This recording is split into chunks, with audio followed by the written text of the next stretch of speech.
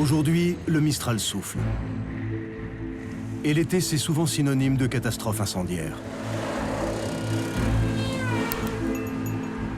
Depuis ce matin, 3 incendies ont déjà ravagé 715 hectares à proximité des réserves de pétrole de Fos-sur-Mer, obligeant à arroser les cuves pour les protéger. Une centaine de pompiers est sur place.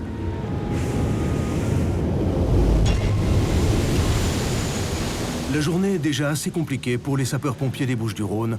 C'est compté sans le 310e incendie de l'année qui va les pousser à bout. Il est 15h09.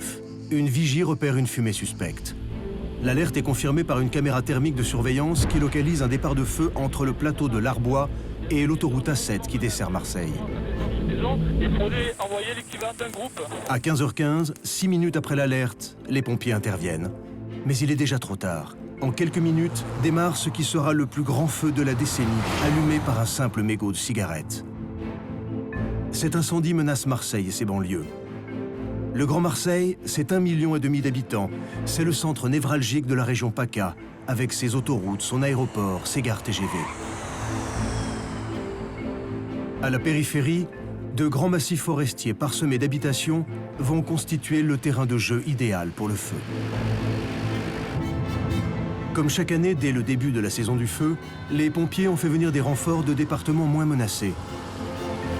Mais aujourd'hui, ce ne sera pas suffisant, car le feu de Fos-sur-Mer et d'autres incendies ont déjà largement puisé dans les effectifs disponibles.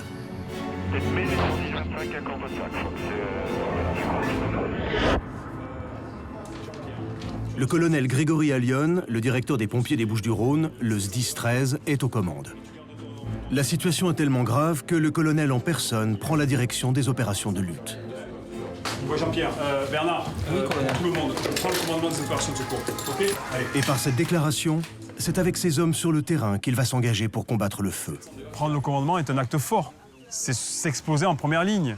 C'est prendre ses hommes et leur dire « suivez-moi ». Pour un directeur départemental, d'assumer cette fonction de commandant des opérations de secours, on s'expose durablement. L'acte de commandement va être fondateur d'une relation avec le corps départemental ou pas. Donc c'est un gros risque. Mais ça doit se prendre aussi. Les avions bombardiers d'eau interviennent aussitôt. Les Canadair, mais aussi les Trackers et le Dash 8. Le scénario du retardant sur le flanc droit, le retardant sur le flanc droit, je veux éviter qu'il s'élargisse et qu'il parte sur Vitrolles.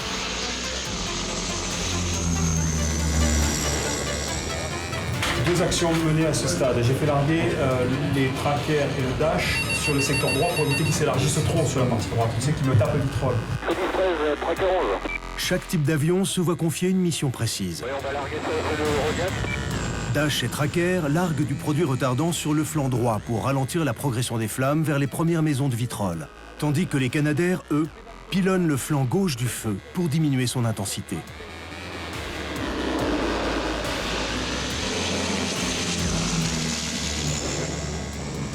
J'en suis là. Le groupe retardant, il a des actions pas encore. Pas encore, mais ça on va l'utiliser et c'est toi qui vas commencer à nous faire des propositions. Et oui. Il faut qu'on se trouve un endroit d'opportunité, qu'on essaie tant bien que mal de se le serrer et quand on peut y taper dedans, on y tape dedans. Ça va. La tactique du colonel Allione, c'est de canaliser le feu, puis de diminuer peu à peu sa largeur.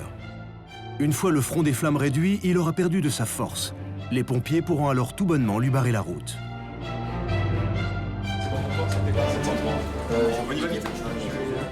Je prends le commandement des opérations de secours. Je prends le commandement des opérations de secours sur le feu de Rognac. Le feu de Rognac. Pour le colonel, c'est qui tout double. En cas d'accident, il porte une responsabilité vis-à-vis de la population et des pouvoirs publics. Le feu dit de Rognac continue sa propagation sur le plateau de Vitrolles par saute, donc il fait des sautes assez impressionnantes de plusieurs centaines de mètres que les Canadiens essayent d'arrêter mais ils n'y arrivent pas. La langue droite, elle est poussée par le vent actuellement. Je pense qu'il va nous sauter. Un officier de sapeur-pompier, lorsqu'il est sur opération, il a quelques secondes pour décider. Un chef de groupe qui engage ses personnels, il a quelques secondes pour se dire « Est-ce que mon environnement est suffisamment clair pour que je les engage ?» On sait beaucoup de choses par rapport à un environnement et à une expérience, mais est-ce que, en une fraction de seconde, lorsque sur un feu de forêt on doit prendre une décision, on est en capacité de tout savoir? Afin de pouvoir prendre les décisions tactiques qui s'imposent, le colonel a besoin de connaître la situation minute après minute. Il est aidé par Horus 13, un avion d'aérosurveillance qui vole au-dessus du théâtre des opérations. On est à l'ouest de Whisky Tango, on souhaiterait procéder vers... Horus envoie des images en continu et établit les cartes de progression de l'incendie. À bord, un pompier fait le lien entre l'équipage et l'état-major. Aujourd'hui, c'est le commandant Fabrice Mossé qui guide l'aéronef. C'est reçu, on est parti depuis l'origine du feu et nous remontons le flanc droit. Bien reçu pour le Papa Charlie. Est-ce que vous avez une mission particulière? Oui, donc Horus 13 reçu, forêt claire, nous demande un tour du feu et puis recherche des points chauds. Horus est un avion doté d'appareillage militaire de surveillance. Il peut filmer un pompier à 5000 mètres. Des caméras infrarouges, gyrostabilisées, lui permettent de détecter le moindre point chaud, de jour comme de nuit. La caméra embarquée qui est située à l'extérieur est constituée de 3 objectifs qui filment soit en plan large, soit en plan rapproché, aussi bien en visible qu'en infrarouge. On peut voir les flammes ou on peut voir les endroits où le feu est susceptible de couver. Et grâce à ces indications que les troupes au sol peuvent être guidées. Je me situe au niveau du radar Vitrolles. J'envoie le CCF-115 Vitrolles qui vient de se présenter à l'avant. Je l'envoie sur le secteur Le Couchon, sur la R114. Ce 10 août, la végétation est tellement inflammable, le vent est tellement violent, le feu a tellement d'énergie que les pompiers vont être balayés. La sécheresse fait rage depuis l'hiver, il n'a pas plu, donc on est dans une vraie difficulté avec une végétation qui est prête à s'embraser. Ça, c'est la première des difficultés. La deuxième, c'est que le vent est très violent au cours de l'après-midi avec des pointes à 100 km/h. Issu d'un anticyclone en Atlantique, un vent de nord-ouest traverse la France pour être aspiré par une dépression située au nord de l'Italie. Au passage étroit entre Alpes et Massif central, le vent sèche et accélère encore. Et c'est un fort Mistral qui vient déferler sur les Bouches-du-Rhône. Le colonel Allione, en tant que commandant des opérations de secours, reçoit le nom de code COS Lancelot 13. Il embarque sur l'hélicoptère Dragon pour faire le tour du chantier et guider les norias de Pélican, les Canadair. Codus Horus, zoom sur quoi? Au radar, là. Première opération, il faut protéger un point sensible. Le radar qui guide le trafic sur l'aéroport de Marseille-Provence et ses 23 000 passagers quotidiens. Dragon s'immobilise en vol stationnaire. Le nez de l'appareil désigne l'endroit exact où les pélicans doivent larguer leur charge d'eau. Le vol est compliqué. L'air brûlant porte moins les avions et les turbulences les plaquent au sol. Mais tout l'hiver, les pilotes se sont entraînés pour anticiper ces conditions difficiles. T'as vu, 3 à 4 jours de Mistral, c'est sûr qu'on va se faire bouger, quoi. T'as vu l'eau comme elle a reculé? On a largué quasiment à la fin de la table. Et l'eau, elle est pile poil au milieu dessus. Donc. En tracker leader, vous avez un Milan et les 2 Pélicans. Reçu? Oui, reçu. Premier largage un peu court. L'eau est soufflée au-dessus de la falaise et peine à atteindre sa cible. Dragon ajuste sa position de quelques mètres. Avec les 100 km/h de vent, on va larguer le plus tard possible et la charge reviendra sur le feu avec le vent.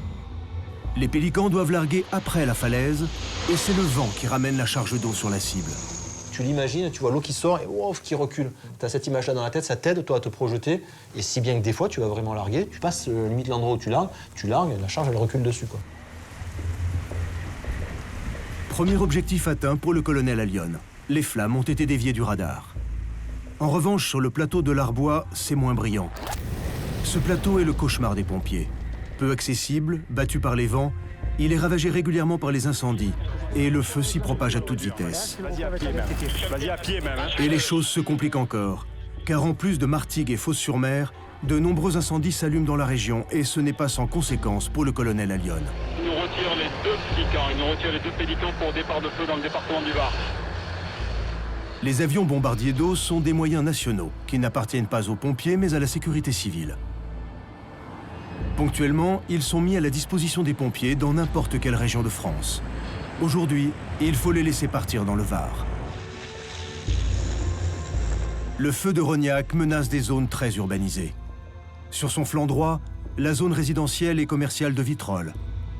Sur le flanc gauche, la ligne TGV Paris-Marseille et ses 50 000 voyageurs quotidiens. Droit devant, Marseille. Pôle partie gauche, il se développe de manière libre sur le plateau de l'Arbois. Il se développe de manière libre sur le plateau de l'Arbois. C'est un feu qui surprend, éruptif, et qui a des développements vraiment exponentiels et vraiment de dimension particulière.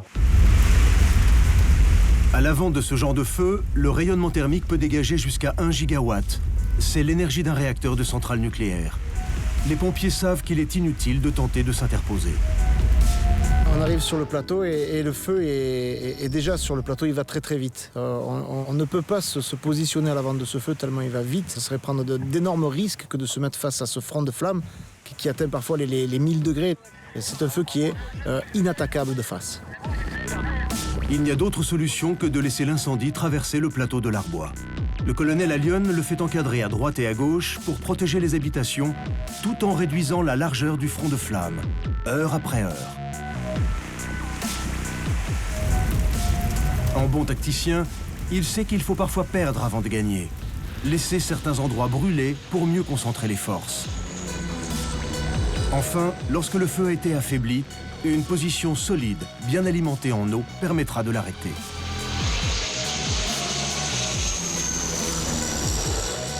Au bout du plateau, la voie rapide D9 barre la route du feu. La ligne d'appui sera installée là. C'est l'endroit parfait pour donner le coup de grâce. Le 13 de Marek, je demande la fermeture de la D9. L'incendie va venir s'éteindre sur les 50 mètres de largeur de bitume. Le colonel Skilari est à la manœuvre. Oui, on vient d'arriver là sur la D9 avec les véhicules, avec la circulation, on est très embêtés, la route n'est pas encore coupée. Je vous demande confirmation de la D9. 17h30. Dragon, en vol stationnaire, guide à nouveau le largage des pélicans qui ont pour mission de réduire la virulence du front de flamme. Elles prennent la D9, passage interdit, elles remontent parce que c'est échappé là. 18h. Le feu de Rognac n'a plus rien d'une menace lointaine cantonnée au fond des bois. Sur la D9, il charge la ligne d'appui des pompiers, précédée d'un nuage de brandons enflammés. On a une fine tentative de ligne d'appui, mais on est face au Mistral. Le jet des lances est cassé pratiquement. On peut envoyer la lance qu'à 5-6 mètres, alors que théoriquement on devrait l'envoyer à 30 ou 40 mètres. On a énormément de difficultés à tenir la position. Actuellement, le feu de Rognac est en évolution libre. Je n'ai aucun moyen au contact si ce n'est sur la partie arrière droite. Les pompiers ont beau arrêter les flammes au sol, ils sont survolés de haut par un nuage de braise qui se répand de l'autre côté de la route. Ah ben les étincelles et le brandon, ils commencent à sauter la route et ça va s'embraser derrière. Il va nous sauter la D9, il va partir dans les maisons et direction champ de campagne. Et les pins de l'autre côté commencent à prendre feu. Je crains sincèrement pour les pins de Mirabeau. On va rapidement demander des renforts sur les pins. Allez les gars.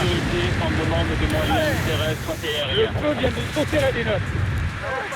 La situation là est intenable. On va être obligé de se replier là. Il va falloir sans doute déployer le dispositif ailleurs. On se replie. Nous on se replie. On a vu personne sur le chemin. On a croisé la VLCG 22. Ce moment précis marque un tournant dans le déroulement de l'incendie. La charge des buffles s'est métamorphosée en hydre. Dès qu'on lui coupe une tête, il en sort une autre. Le feu commence à se propager à l'intérieur du lotissement. Dès que vous avez des moyens d'incendie, vous les envoyez. C'est un feu en mouvement. C'est de la guérilla urbaine, c'est comme à l'armée. Il passe de jardin à jardin.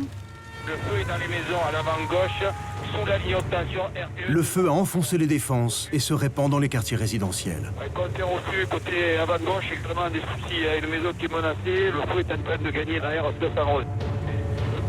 Tous les moyens sont mis à contribution, même ceux qui semblent les plus dérisoires. Les zones périurbaines boisées sont autant d'interfaces ville-forêt. Un milieu hybride qui complique encore la tâche des pompiers. Le feu de forêt, c'est pas non plus qu'un mur de feu. C'est souvent des petits feux qui se déplacent assez sournoisement. Et d'avoir de la rapidité de déplacement, c'est hyper efficace en feu de forêt. Mettre des équipages là-dedans, sans gros camions, sans gros moyens et sans pléthore de personnel, c'est aussi gagner de la ressource. Pour cela, il faut se déplacer très rapidement. Et le gros camion ne sert à rien. Nous avons réfléchi sur la façon de pouvoir travailler là-dessus, surtout en zone périurbaine, ce qui est fréquent dans les Bouches-du-Rhône. Il nous faut des petits véhicules, des pick-up avec des motopompes. on s'appuie sur les piscines des résidents. Et avec 2 personnes, simplement, nous réussissons, on ne va pas arrêter le feu, on va le dévier, le feu. La maison ne brûlera pas. C'est l'essentiel. On rassure les personnes, on sauve les animaux, on met les gens à l'abri. Pour appliquer cette nouvelle stratégie, les pompiers peuvent aussi compter sur les comités communaux feux de forêt, qui viennent les épauler avec leur flotte de véhicules légers. Mais les nombreuses maisons à protéger mobilisent énormément d'effectifs. Elles ralentissent les pompiers dans leur lutte pour arrêter le feu. Les gens qui évacuent, ils nous ferment le portail. Ce sont des portails électriques, on ne peut plus les enfoncer.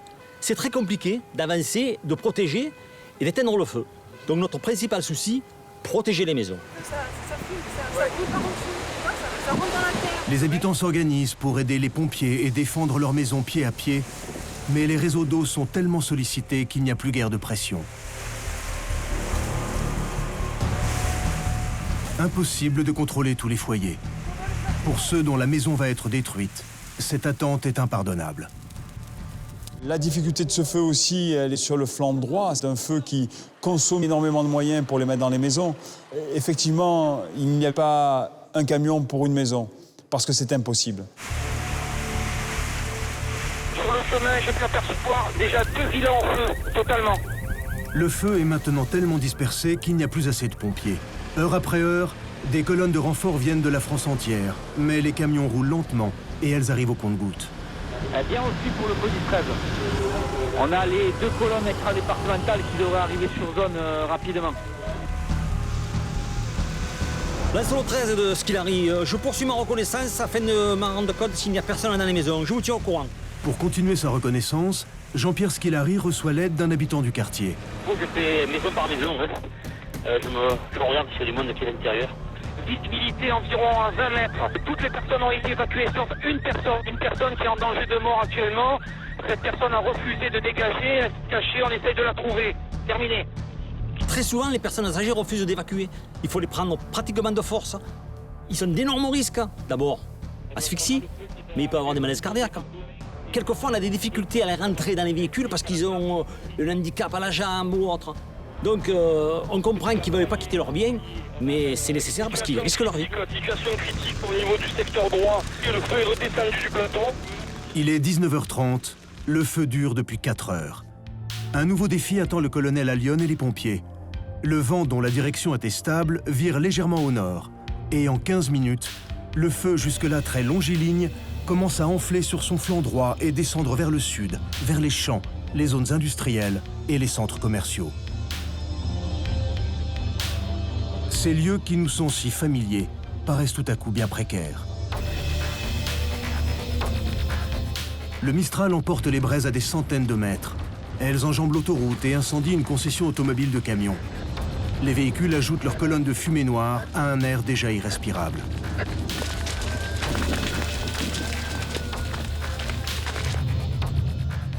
Ça, ce sont des serres qui brûlent.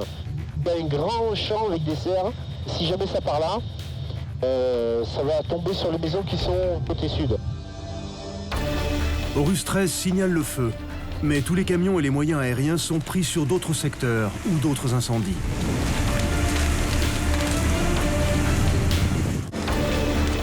Et il va y avoir de la casse inévitablement.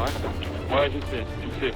Serrons les dents, j'essaie de te mettre le maximum dès que j'ai quelque chose. Et on va continuer à faire taper les avions dès qu'ils peuvent. Le sujet, c'est la fumée aussi avec les avions. Pour éviter une catastrophe sur le flanc droit, le colonel Allione fait le forcing auprès de la sécurité civile pour récupérer des avions. Je redemande l'ensemble des moyens aériens disponibles au profit du feu de Rognac. S'il nous échappe sur son flanc droit en tête, il va aller sur Marseille. Reçu ? Les agriculteurs défendent leurs serres comme ils peuvent pour tenir jusqu'à l'arrivée des pompiers. 20 heures. Les hélicoptères, qui ont des cartes de tous les points d'eau, viennent se ravitailler dans le bassin d'une résidence et interviennent les premiers. Oui, Petit 13, il m'a rejoint en route pour le feu de Petit 13. Nous avons identifié un départ de feu sur Potours en bordure de l'autoroute. Puis c'est le tour des Canadair qui sont à nouveau disponibles. Petit 13, Pélican, 45 000 heures, bonjour. Bordure de l'autoroute, vous avez des moyens dessus ? On a un relargage, on dirait. Derrière les serres, une colline constitue un point stratégique pour les pompiers. Si le feu réussit à passer, il aura une deuxième voie entièrement libre pour attaquer Marseille par l'ouest. Il ne reste plus que 30 minutes aux avions avant de rentrer à la base pour la nuit. Pendant qu'ils tapent sur le feu, il faut empêcher le flanc droit de s'étaler, puis contourner les flammes pour leur barrer la route avant qu'elles n'atteignent la crête. Un premier camion a pu enfin se libérer. Son équipage passe à l'action. Si tu as des moyens aériens, de suite. Hein. À gauche, à gauche. Traite-le vite ici, après on reprend à droite. Passe. Allez, prends-le là. Les gars, on est trop mou là. Allez, n'attaquez pas en haut, tu sais pas courir derrière. Revenez là, On a énormément de difficultés à tenir la position. Tape-moi ici, là, avancez, allez les gars, marquez un peu là. Allez, tape là. Allez, viens, on le tire un peu. Cadiz 13, le tracker 22. Tracker 22, on va larguer. On est en évolution libre, là, complètement sur le flanc droit du feu. Mais dans la pente, le feu accélère. Pour le dépasser, les pompiers déploient toutes les réserves de tuyaux du camion. 2 tuyaux. On prolonge de 2. Dépêche-toi. Au rapport là, donne-moi le coup. Le PC pour tout le chef de secteur. Les avions vont commencer à rentrer. Hein. L'incendie va tellement vite que les pompiers le suivent et n'ont pas le temps de le devancer pour l'arrêter. Alors, rentre là, allez, commence, vite là. Ouvre. Ouais, donc Icar vient de me transmettre coucher du soleil aéronautique, donc dernier passage des Canadair et les trackers rentrent, donc plus d'avions d'ici 5 minutes sur le chantier. Aéro bien reçu. Avions et hélicos doivent se poser. Ce serait suicidaire pour eux de voler dans le noir au ras des lignes électriques. Les pompiers au sol sont maintenant seuls face au monstre. Bon les gars, je sais que vous êtes fatigués là, allez. On se fait la dernière attaque là, allez. Ouvre. Les flammes ont encore creusé leur avance. Le flanc droit a été contenu, mais le feu arrive le premier au sommet de la colline. De là-haut, l'incendie aidé par le Mistral peut sans peine bombarder la vallée de Braise et allumer encore et encore de nouveaux foyers. La crainte du colonel Allione se vérifie. Le feu s'est ouvert une deuxième voie vers Marseille. L'incendie est complètement émietté sur la commune des Pennes-Mirabeau qui touche Marseille. Les pompiers défendent les maisons et subissent le feu en attendant l'occasion de l'arrêter. En reconnaissance sur la ville des Pennes-Mirabeau, je vous signale que le feu est dans la ville. De nombreux... Heure après heure, leurs effectifs se renforcent. Mais le Mistral ne donne pas encore de signe d'essoufflement. Les moyens. Oui. Combien de colonnes on attend là? Appelle le Locodis qui nous disent exactement les colonnes, à quelle heure elles arrivent, etc. On va faire le dispatching sur les deux feux là. Ouais, je t'envoie la colonne 0405. 0405 qui vont arriver vers toi et te contactent sur la 712. Bien reçu, donc. Les colonnes extérieures, au fur et à mesure de leur arrivée, viennent prendre leur ordre de mission au PC, puis s'en vont rejoindre leur affectation sur l'un des nombreux foyers.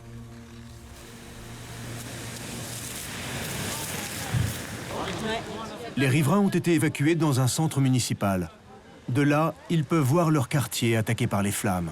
Le problème, c'est qu'on a des alertes de tous les côtés avec des enjeux, alors ça peut trop donner de tête. Hein. L'école primaire qui a brûlé, hein. 300 mètres carrés à peu près.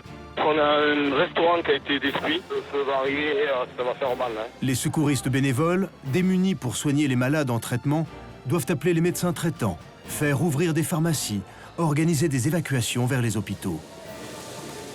On se soutient, on se donne des nouvelles et on rassure les proches qui voient l'incendie à la télévision. Déchaîné après 10 ans de silence, le feu va s'en prendre aux pompiers. De toute façon, c'est un feu qui va finir à Marseille. On a de nombreux véhicules de particuliers détruits et des véhicules des secours endommagés également. Dans la ligne de mire de l'incendie, la caserne des Pennes-Mirabeau. À 2 h du matin, Grégory Allione vient soutenir les troupes qui attendent l'arrivée des flammes. La particularité d'un feu comme celui-ci, le feu de Rognac, c'est qu'il s'est développé d'une manière très virulente. C'est un feu qui nous a rappelé les années sombres, les années 90, les années 2003. Et lorsqu'un feu partait, il devenait presque incontrôlable. Et parfois, on ne peut plus y aller parce qu'il a bondi tellement sauvagement qu'il devient trop important, trop virulent, et qu'on mettrait en péril les sauveteurs pour pouvoir l'éteindre. un groupe envisage de traverser l'incendie pour aller secourir un quartier en mauvaise posture. Malgré l'enthousiasme de ces hommes, le chef de groupe n'a aucune confiance dans ce petit raccourci qui a tout du piège mortel. D'autant que la commande de l'un des 2 canons à eau est bloquée, ce qui pose un gros problème de sécurité au convoi. Alors on va se retrouver avec un canon là, donc tu peux plus rien faire. Au manuel, il marche. Ouais, mais le problème c'est qu'au manuel on peut pas se permettre, on est dans la fumée complète, on peut pas mettre un mec là-haut au manuel. Non, hors de question. On a pris un coup de chaud cet après-midi, non. Il marche plus. On est dans une piste, c'est Pinède à droite, Pinède à gauche. Il est beaucoup trop virulent pour aller le chercher maintenant. On envoie les mecs au casse-pipe. Très bien, maintenant on fait gaffe. Le chef de groupe prend sa décision. On ne joue pas les héros s'il n'y a pas une très bonne raison pour ça. Il n'y a pas d'habitation, on va pas prendre des risques. Par contre, là, de toute façon, il a tout brûlé le feu. Là, il est en train de brûler sur le flanc gauche, il est en train de s'élargir. Le problème, c'est que même nous, avec les canons, maintenant, le flanc gauche, il est trop loin pour nous, on ne peut pas rentrer pour aller le chercher. Donc, on va faire demi-tour, on va se rendre utile dans un endroit accessible. Et on va, si possible, essayer de régler ce problème du canon. Donc, demi-tour, dès que tu peux. Non, tu n'as pas d'air de retournement. Ce qu'on va faire, laisse-moi 2 minutes, je vais te trouver une aire. Je veux qu'on évite de crever un peu ici. On va dans la gueule du loup si on descend un peu plus bas là. C'est pas possible. Oh, tu me suis? Tu fais gaffe juste à ça, regarde. Le groupe suit la procédure habituelle. Il va signaler sa disponibilité et demander une nouvelle mission. Et ça ne manque pas. Aujourd'hui, 8 incendies ont éclaté dans les Bouches-du-Rhône, plus ceux des départements voisins. Sur un feu comme celui-là, tout ce que nous avions comme avion aurait été le maximum de toute manière que nous aurions eu. Nous avions d'autres départs de feu en plus, donc ça consommait énormément de potentiel, avec un feu dans un site industriel à Fos-sur-Mer qui avait une particularité et des produits... Soudain, les flammes font irruption face à la caserne. C'est quoi ça? Fais-moi appeler le fourgon de Aix, c'est pour eux ça. Excellente occasion pour remotiver tout le monde et rappeler aux pompiers qu'ils savent éteindre un feu même sans les moyens aériens. C'est la nuit souvent qu'on arrive à éteindre les feux. Et c'est là où justement l'engagement des sapeurs-pompiers est le plus important parce qu'on a déjà lutté tout l'après-midi. Généralement, puisque les feux partent entre 11h et 14h, on aura dû faire de gros efforts physiques. Et généralement, la nuit, on va redemander une deuxième séquence. SO 13 de police 13, parlez. Je suis au centre de secours. Le feu arrive sur le centre de secours. Donc vous voyez avec l'ensemble des chefs de secteur, il faut vous dégager rapidement 1 à 2 groupes pour se mettre sur le centre de secours. Alors que la bataille fait rage pour dévier le feu et protéger la caserne, une balise de détresse retentit sur toutes les fréquences radio. Quelque part dans la colline, des pompiers sont pris dans le brasier.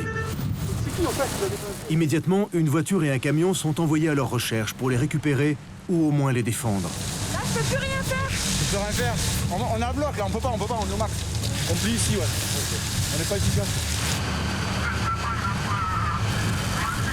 Qu'il arrive de Lancelot.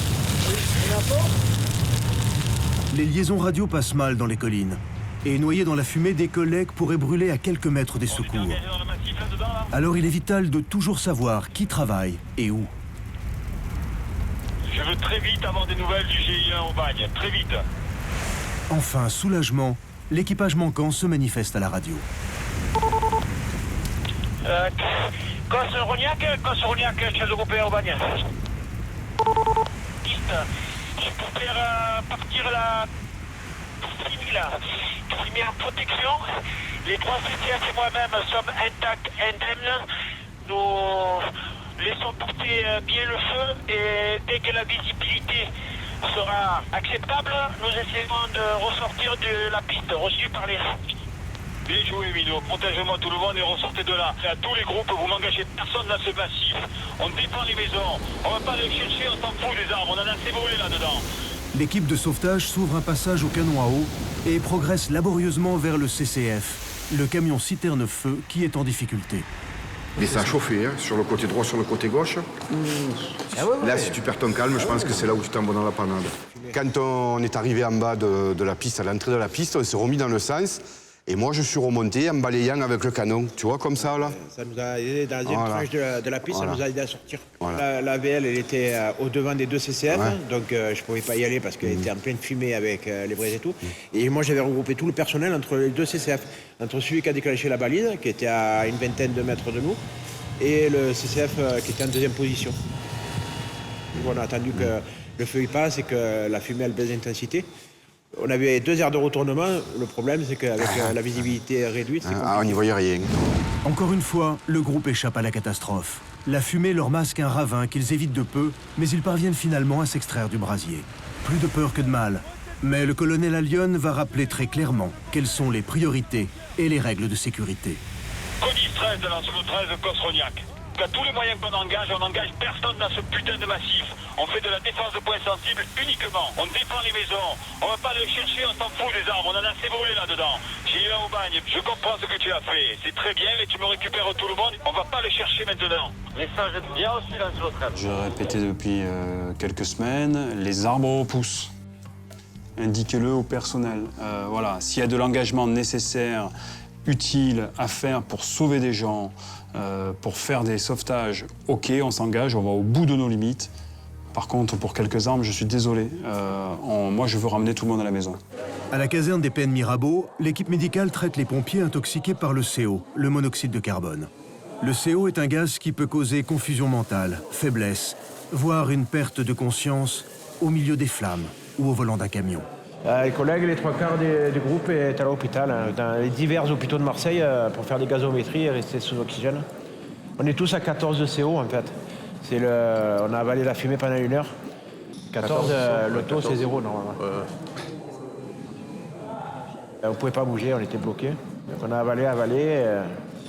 Mais putain, les minots au chapeau parce qu'il n'y a pas un qui a paniqué, tout le monde a écouté, tout le monde est resté à sa place. Là, le colonel il a dit qu'il allait donner les consignes pour rentrer à la maison. Parce que de toute façon, la moitié du groupe est à l'hôpital et nous, on est là, mais pas en bon état. Donc, Un dernier salut aux collègues, et c'est parti pour une nuit sous oxygène, en sécurité à l'hôpital. Le monoxyde de carbone se fixe sur les globules rouges à la place de l'oxygène. À forte dose, il entraîne le coma, puis la mort. Dans un incendie, c'est le danger principal, avant même les flammes. Je pense qu'on a eu globalement 2 pathologies, les brûlures oculaires avec pas mal de suie, et puis les intoxications au CO avec certaines qui étaient assez sévères et qui témoignent de la violence du feu là. Et là, il y a ceux qui reviennent maintenant pour se faire contrôler, puisqu'on leur a dit de revenir s'il y avait quelque chose qui n'allait pas et qui reviennent. Je pense que le message est passé auprès des personnels là. 3, ah ben voilà, on t'a guéri. Nous avons eu de la chance. Nous n'avons à ce stade pas encore de blessés graves sur notre chantier. Nous n'avons pas à déplorer non plus de victimes civiles. Et ça, ce sont des vrais enjeux. Pour le moment, pas de victimes dans les Bouches-du-Rhône. Mais dans un département voisin, un jeune pompier de 24 ans, brûlé dans un incendie, va décéder. Il est 3h30 du matin. L'incendie dure depuis 12 heures. Au PC Terrain, le colonel Allione prépare le coup final. Dans le camion cartographie, un outil unique en France, toutes les données convergent pour offrir aux officiers et au pouvoir public des cartes tactiques en temps réel pour leur permettre de prendre leurs décisions. Il s'agit, sur des feux comme cela, d'attendre le moment opportun pour mettre ce que l'on appelle en face des verrous. Le verrou, c'est lorsqu'on a suffisamment de capacité hydraulique pour lui faire face et faire en sorte de lui mettre le coup d'arrêt. Et c'est ça le véritable verrou. C'est le bon moment. Le vent diminue légèrement et le feu a ralenti sa progression. Mais il n'est plus qu'à 800 mètres de Marseille. On est au sud de Pennes, là, à l'ouest de Cadonneau. Le front de flamme est descendu en limite des quartiers nord de Marseille.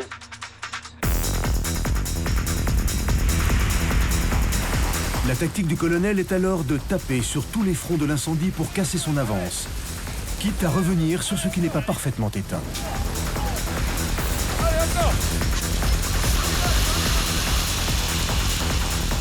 Les troupes, bien qu'elles aient passé 12 heures sur le terrain ou à rouler pour venir, vont encore devoir donner un gros coup de collier. Les habitations sont directement menacées. Je ne sais pas s'ils ont été entièrement évacués. Le mot d'ordre, mobilité.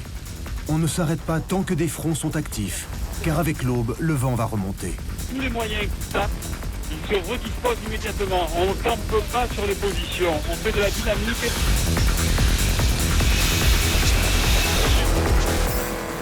Enfin, l'acharnement des pompiers a fini par payer. Malgré un émiettement, le feu a arrêté sa progression. Marseille peut être considérée comme hors de danger. 5h30. Au PC, le colonel Allione fait un point avec les colonnes de renfort et le bataillon des marins-pompiers de Marseille. On réouvre toutes les autoroutes. On réouvre toutes les autoroutes. Ça, il faut le passer. En fait, l'incendie est loin d'être terminé. Avec l'arrivée du jour, la montée des températures et le vent vont relancer la machine infernale. En fait, ils ont tenu et les lisières, il faut les traiter parce que sinon il va se rallumer, il va nous ressauter. Près de la gare d'Aix-TGV, de nombreux foyers résistent et ne demandent qu'à se rallumer. Les enjeux sont importants. La voie SNCF Paris-Marseille est la plus grande zone commerciale d'Europe, plan de campagne. Un poumon économique de la région qui abrite des millions d'euros de marchandises. Sur plan de campagne, on verrouille la D6 jusqu'à plan de campagne. Par contre, sur la partie plan de campagne, la D6, vous la laissez ouverte puisque ça vous permet de laisser alimenter le plan de campagne normalement en termes commerciaux, etc. 6 heures. Les camions-feu doivent rester patrouillés dans les zones urbaines pour protéger les maisons et les Canadair ne peuvent pas encore décoller. Alors le colonel Allione demande l'intervention de la cellule feu tactique. Il s'agit de faire un contre-feu qui va permettre d'entourer très rapidement les zones dangereuses d'une ceinture dans laquelle il n'y aura plus rien à brûler. On a le brûlage dirigé, le brûlage tactique. Je suis assez convaincu de ces modèles-là aussi, parce qu'il y a des moments où, même dans des milieux très fortement dotés comme le Zizé-Bouches-du-Rhône, on peut être dépassé et utiliser ces moyens-là. Vincent Pastor, expert forestier et cadre feu tactique, coordonne l'opération avec son équipe et des pompiers ardéchois venus en renfort. Oui. Allez, on y va? Ah, puis merci d'avoir fait la route, les gars. Merci beaucoup. On peut aider. Ben, on en a besoin. Nous, c'est vert en ce moment d'Ardèche. Alors, c'est vrai qu'il y a une colonne en Corse, une colonne ici. Ah non, on a pris la foudre. Avec la cellule feu tactique, on l'a doublé. On avait pris plus d'1 kilomètre d'avance sur les pots allumés. Et quand on est arrivé, c'était trop tard.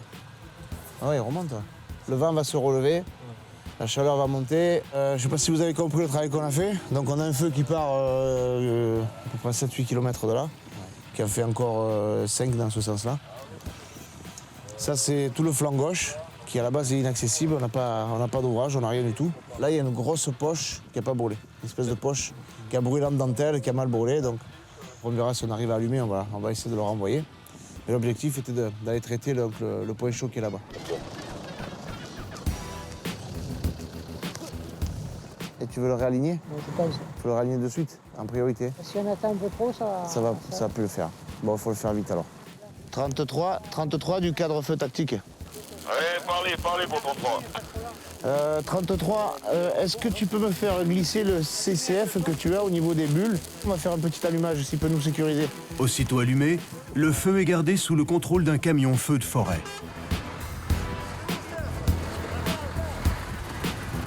Un brûlage dirigé, ça ne se quitte pas des yeux. Et le feu se tient tranquille. À l'ensemble du personnel feu tactique, surveillance des sautes. Le COS, lui, sa problématique, c'est le feu qui va arriver aux maisons. Il a des groupes urbains à gérer, des maisons à protéger, probablement des évacuations et tout un tas de choses comme ça. Et la cellule feu tactique, vous l'avez vu, c'est 5 allumeurs, éventuellement un groupe.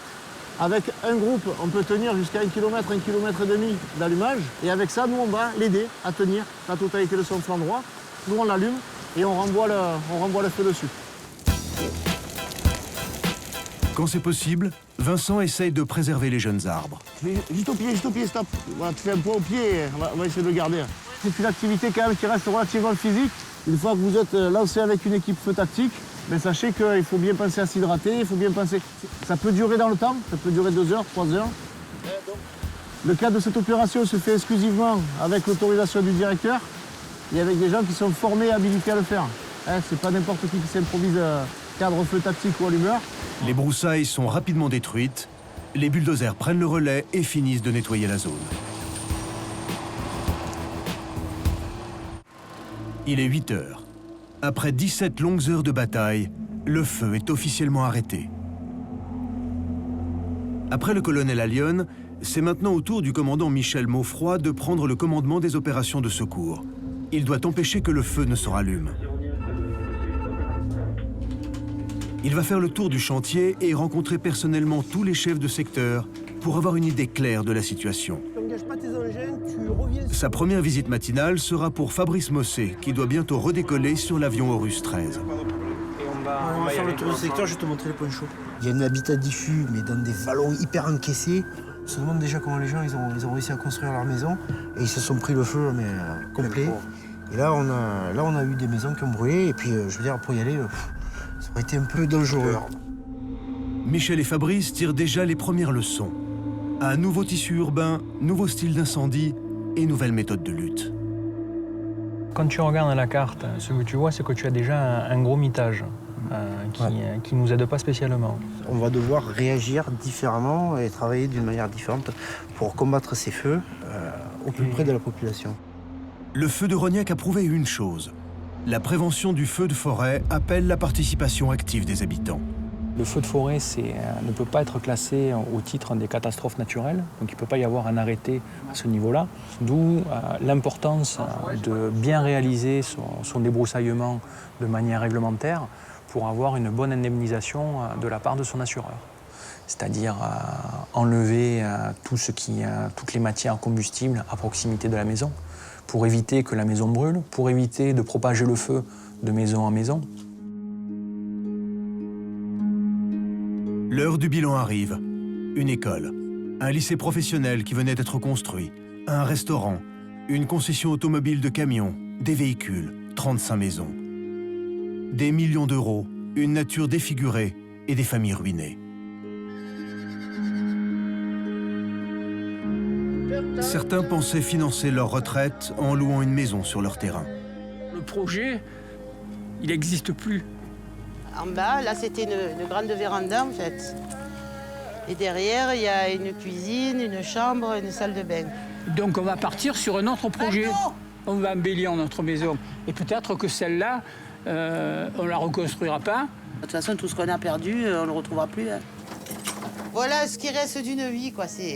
Pas d'une vie, d'une portion seulement. Donc après, vous allez continuer une autre vie. Je crois que la meilleure façon de pouvoir continuer, c'est de ne pas penser à ce qui s'est passé, mais à ce qui va se passer. Ce que sera votre vie future. Sur le feu de Rognac, la pression se relâche. Alors il faut bien libérer les premières colonnes de renfort, notamment celles qui viennent de départements eux aussi exposés au feu. Charles-Rognac de Cos, on va désengager la colonne du Var et progressivement Île-de-France et Serra. Non mais là on est pas mal. Non, on est bien là. Regarde, ce qu'il faut, c'est mettre ces sacs au bout là, celui-là là, et puis véhicule rangé opérationnel. Donc rentrez bien. Merci pour le coup de main. C'est normal. Je ne dis pas à bientôt, mais vu les conditions. C'est de revanche. C'est ça, c'est la belle.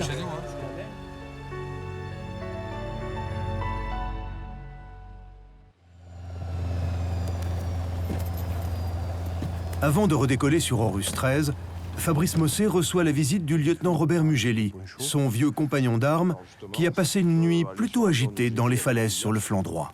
Ça serait intéressant de savoir si on a bien bossé. Le feu de Rognac est fixé, mais il reste à éteindre méticuleusement chaque foyer résiduel. Bonjour. Tout se passe à l'intérieur. C'est une Pratt & Whitney, c'est fabriqué par des Canadiens. 675 chevaux. Fiable? Très fiable. Beaucoup plus fiable que les moteurs à piston. Si tu voulais un moteur à piston, il faudrait tripler le poids. On va garder la turbine alors. Le seul problème de la turbine, c'est son prix. Un moteur comme ça, c'est 250 000 euros.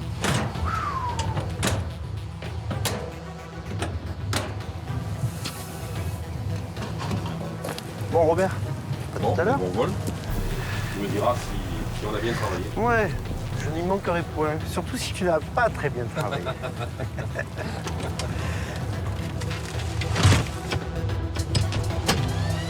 Fabrice redécolle sur Horus. Leur mission, surveiller tout le territoire ravagé par le feu, avec bien sûr un regard particulier pour le secteur de son copain Robert.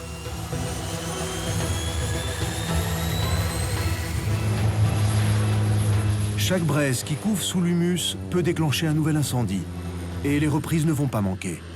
Donc là, notre mission aujourd'hui, elle consiste, à la suite de l'incendie d'hier et de cette nuit, de faire le tour du feu et à la fois évaluer la surface qui a été brûlée, les points chauds qui sont sur les lisières les enjeux qu'il pourrait y avoir encore actifs.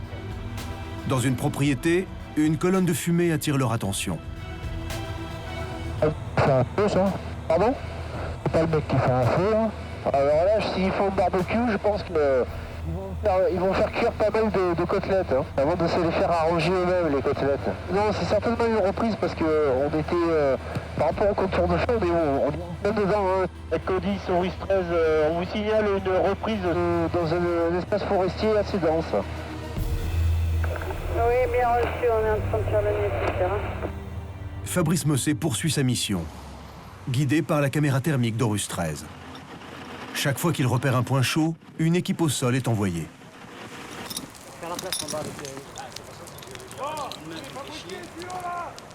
Ça arrive.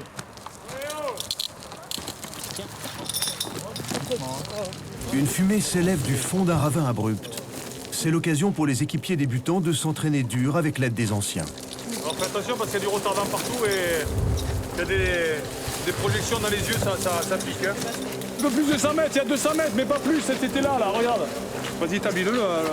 Ah, je l'étale là-bas? Ouais, ça on se fait une réserve. Et on a la place pour pouvoir cheminer après. Chérie, sur le versant opposé là, du vallon, là, tu vois pas de la fumée, on dirait qu'il y a un peu de fumée mélange qui remonte. Allez, Bré, pour toi. Fais-toi plaisir. Allez, non, mets tes lunettes parce que tu vas prendre les projections dans la figure. Oh, il y a des flammes, Attention. Allez, John, ça. Il faut porter une attention particulière au noyage parce que ça peut partir en dessous dans la strate d'humus. Et il faut vraiment travailler à la lance et au jet bâton le sol pour éviter qu'après ça puisse se briser et que ça ressorte le lendemain au moindre coup de vent ou qu'avec la chaleur qui s'accumule, ça pète. Vous irez remplacer un peu les filles après? Pour être à l'aise face aux flammes le jour J, il faut déjà dominer le matériel et la technique. Ouais, parce que là, regarde, on a mouillé tout à l'heure là. Et ça continue encore. Ce ravin est difficile d'accès. Alors pour éviter d'y revenir, les pompiers utilisent un agent moussant qui va maintenir une pellicule humide et étouffer les reprises pendant plusieurs heures. Heureusement qu'on est là pour forcer. Vous n'allez pas à droite, c'est moins abrupt là.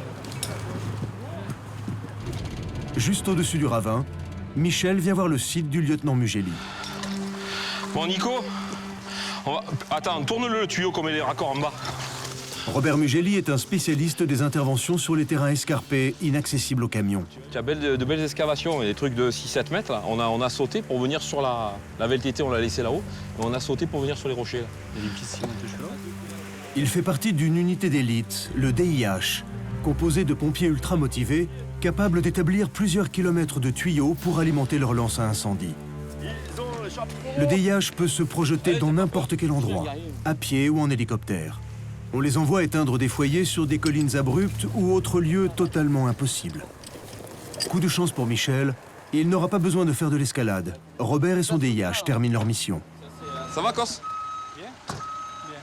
Chef, quand je suis arrivé, mais c'est impénétrable. Hein. Tu mettais un sanglier, il s'y perdait. On a quelques-uns à être tombés là, on s'est explosé. Ah, là, ça a chauffé là. Là, il faisait pas bon y être. Là, ça a charbonné, là. Je pense que les températures, elles étaient bien, là. La roche est complètement éclatée. Robert et son équipe ont arrosé 3 fois les lisières du feu. Et pourtant, à contre-jour, une petite fumée attire son attention. Malgré leurs soins, il reste encore des points chauds. Ah, j'ai trouvé. Je vais faire le tour.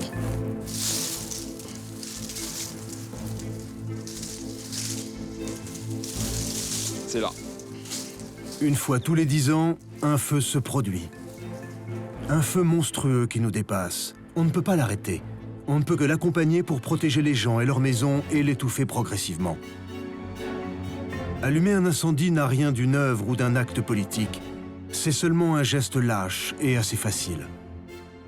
En l'espèce, celui-ci était simplement dû à une imprudence. Simplement dû à la négligence impardonnable d'un homme qui s'est cru au-dessus des lois de la physique.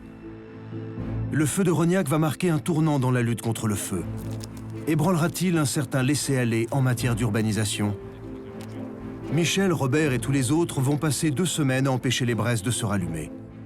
Mais nous ne sommes que le 11 août. Il leur reste encore un bon mois à tenir avec des incendiaires compulsifs, des jeteurs de mégots décérébrés et autres amis de la nature.